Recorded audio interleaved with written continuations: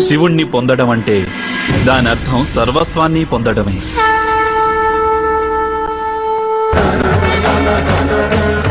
ఆది కూడా శివుడే, అంతము కూడా శివుడే. శివుడు అసమాన్యుడు.